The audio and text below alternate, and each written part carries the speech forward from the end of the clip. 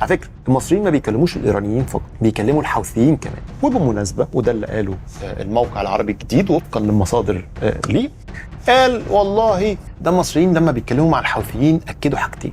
اكدوا ان هم ضد اي عمليه عسكريه ضد الحوثيين، وده عكس الكلام بتاع الغرب.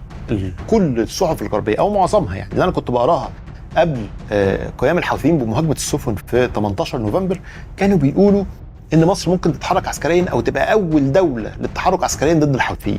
المقاله بتاعت العربي الجديد بتقول لك وفقا لمصادر داخل الحكومه مصر ابلغت الحوثيين انها مش مع اي تحرك عسكري ضدهم ومش هتتحرك ضدهم بس.